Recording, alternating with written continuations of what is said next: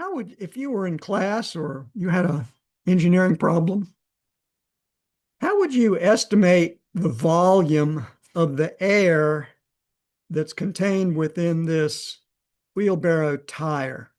How would you do that instead of being saying, well, I need to be given that information for the volume? How would you estimate the cubic feet volume or cubic meters volume in here?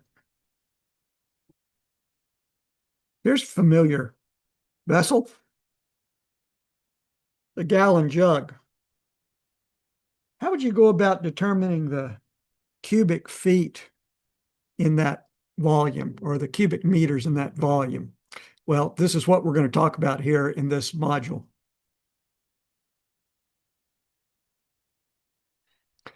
So this module, we're still in chapter 1, is all about volume, specific volume, which is a property that we're going to define for this class, and also density that you may have a physical feel for already. So I'd like to recommend a short 14-minute video, some of which is covered here in my Thermodynamics Fundamentals playlist, volume intro, and that can give you an idea of some details as well. Let's see. Well, what is volume in the first place? I think you have a physical feel for this, right? So we don't need to go through a scientific definition. A kitchen measuring cup indicates volume in milliliters and also in ounces. You have a physical feel for the volume of these various shapes, especially this cylinder, right? It says volume is a three-dimensional space occupied by a solid, liquid, or gas. I totally agree, and you have a physical feel for this. Beverage containers, of course, just like that container, here's a gallon of milk. It's stated on the vessel what the volume is. And so it's just that. A gallon of milk is just that. 1 gallon is a measure of volume. Do you see that volume V in cubic meters or cubic feet, do you see that that's an extensive property? Because let's say if you had this weight that would be considered a closed system, if you were to look at, say, the right half of the weight, obviously the volume of it would be, half of the whole thing. So volume, capital V volume is an extensive property. Okay, so what are the units of volume in SI units and English units? In SI, cubic meters, that's the basic unit of volume. You'll also see cc, cubic centimeters, that might be out of college chemistry. 1 liter that you see on, let's say, bottles of water, bottles of soda. 1 liter is 1 × 10⁻³ cubic meters. And also 1 liter is 1,000 milliliters. Well, that makes sense. You've probably got most of that in your head. How about in English units? Not quite as straightforward. Of course, the basic unit is cubic feet, feet to the third, or in much of my work, in my practicing work, CUFT, cubic feet. And so, of course, let's see, how many cubic inches in a cubic foot? Well, it should come to your head pretty quickly. You can kind of do some units conversion to say, well, one cubic foot is 12 inches by 12 inches by 12 inches. So that's going to be 1,728 cubic inches in a foot. Hopefully, maybe you commit that to memory. A gallon is a measure of volume, but you're always going to be converting that to something else. Okay. And again, but remembering back to my own elementary school days, you probably weren't forced to memorize this, but I had to. There are 4 quarts in a gallon. 4 quarts in a gallon. There's 2 pints in a quart. Okay. And there's 2 cups in a pint. And I had to commit that to memory at a very young age. So I've gotten pretty good at converting volume units into gallons at least. So all of these are measures of volume in English system. want to chase you back to your textbook and remind you that you really need to find this one-page conversion factors so that you can have at your fingertips for quizzes, tests, and homework problems these conversion factors to see that 1 gallon quickly is 0.134 cubic feet. I don't have that memorized. If we take the reciprocal of that, we've got about 7.5 gallons in 1 cubic foot. Okay. And so it would take 1 cubic foot, it would take 7.5 of these gallon jugs to make up 1 cubic feet, 1 cubic foot of volume. And there's 1,000 liters in a cubic meter.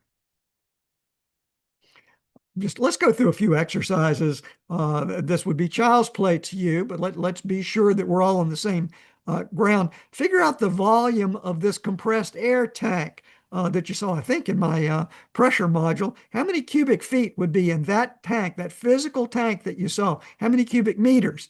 Well, I took a tape measure and I estimated the inside diameter of the tank at 10.5 inches. I've estimated the length of the tank to be 23 inches long. It is a cylinder, right? So the volume would be pi over 4 diameter squared times L.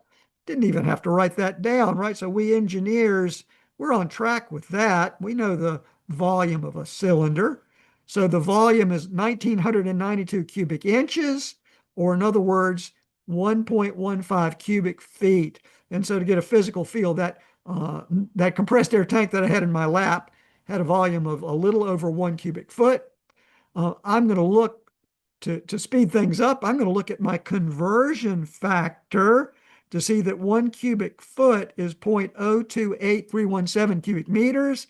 I'll plop that down in my Excel sheet and I'll look at my units and say, well, I need to end up with cubic meters. Okay. And so I'm going to end up with 0.033 cubic meters. So let's see, I will multiply 1.15 by 0.028317 to get my unit straight to get a volume of 0.033 cubic meters. And so it's kind of a small number, isn't it? So that's pretty big. That compressed air tank that sort of lapped over my lap was only 0.033 cubic meters. Okay. How about our gallon jug? How many cubic feet in a gallon jug? How many cubic meters? Same idea. I'll write down 1 gallon. I'll look at my conversion factor out of the book, that one-page conversion factors page. 1 gallon is 0.13368 cubic feet. No need to memorize that. That's not a study. And so the volume of that gallon jug is 0.13368 cubic feet. I'll go fish out another conversion. 1 gallon is 0.0037854 cubic meters. And so let's see, I need to end up with cubic meters. So I will multiply 1 by 0.0037854 to get a volume of, this gallon jug it's really a very small number of cubic meters, 0.0038 cubic meters.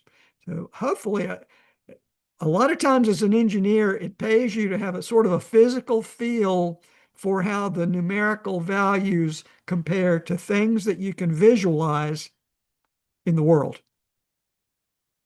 All right, now we're going on to, now we're back to thermodynamics class. We're going to define a property called specific volume. Specific volume.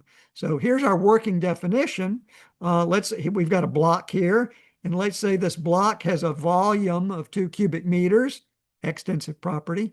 That block has a mass of 2.5 kilograms. The specific volume is defined as little v, it's a little letter v, is capital V, big letter V, divided by m. So you do have to commit this to memory. This isn't something that goes on a formula sheet. You get this in your head. Little v is the volume over the mass. All right. And so again, so let's just run through the numbers of this example problem. Look at this. This needs to be little v on my text box. So little v is equal to capital V over m. It's going to be 2 cubic meters divided by 2.5 kilograms, or in other words, little v is 0.8 cubic meters per kilogram. Simple as that. So remember, capital V is volume and little v is specific volume.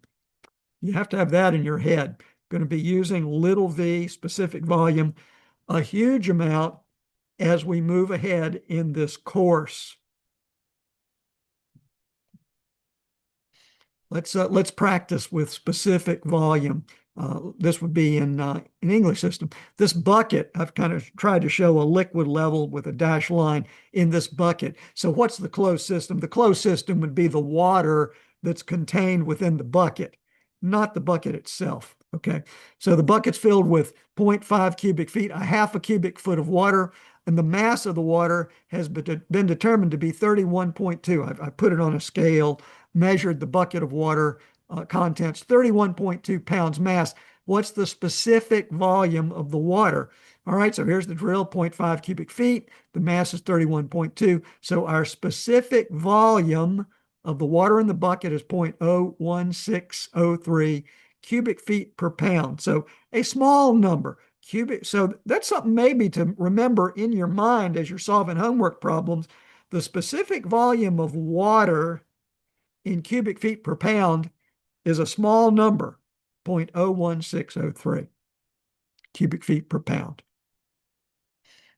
All right, so just as a reminder, why is specific volume an intensive property? Specific volume is an intensive property. And so remember, we'll go through the drill. Remember, here might be our sample of some substance. If we wanted to analyze some subset of that sample, you see, if we analyze the specific volume of each of those samples, we'd get the same result. We'd get a little different, a smaller volume and a smaller mass than the overall system, but we're going to end up with the same specific volume, little v. Next definition, density. And it is my bet that you have a good physical feel for density as well as this definition of density. You've come through high school, you've come through college chemistry. And so here's my example. I've got a volume of 2 cubic meters associated with a mass of 2.5 kilograms. The definition of density, rho, this is Greek letter rho. This is not little p, by the way. This is Greek letter rho. You need to write it out like with a squiggly little undercarriage there. Rho, Greek letter rho, is m over capital V, the mass divided by the volume. So you can do the math pretty easy. Rho is m over V. 2.5 kilograms divided by 2 cubic meters. And so, gosh, it looks like I've got a typo here. I think I need to just wipe out this 2.5 kilograms there. But if we do the math, we've got a density of 1.25 kilograms per cubic meter for this example. Now, if you go back and look at the definition of specific volume, what was the definition of specific volume? That was V over M. Specific volume, V divided by M.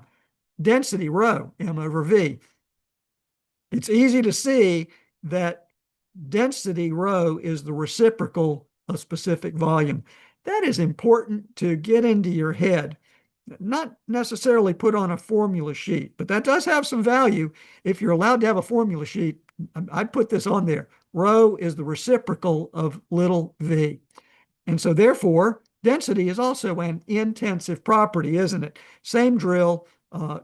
You can look at the units, kilograms per cubic meter. If you were to sample some subset of this closed system, you get the same density no matter where you're going to take the sample within the system. Density, intensive property. Sorry about my blundery text box thing there. 2 kilograms divided by cubic meters, that just needs to disappear. All right. A study in Common Sense 101 that you've already got. How would the density of water, so here's a bucket of water, how would the density of water compare to the density of air that's contained within this hot air balloon? Greater than, less than, or about equal to? Well, your common sense and your experience that you've lived through so far, the density of water, that number, no matter what unit you're in, the density of water is much greater than the density of air. So that's good common sense. And so how about then think about how would the specific volume of water compare to the specific volume of air?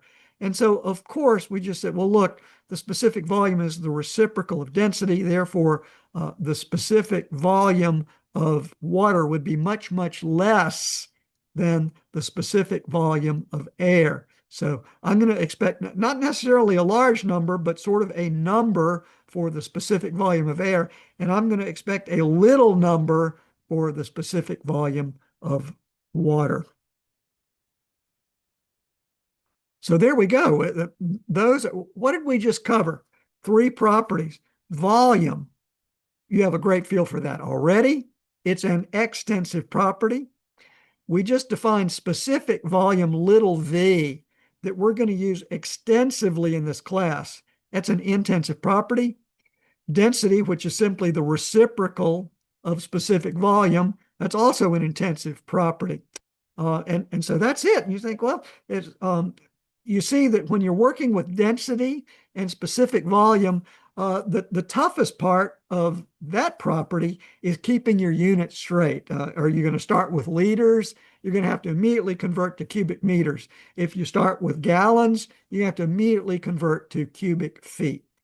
So not so bad. Next video up is going to be temperature. Also not so bad, and you're going to depend, hopefully, you're going to depend on what you already know and already have a feel for regarding temperature. Okay, I hope that helps. We're marching through properties. You might be thinking, God, this is so easy.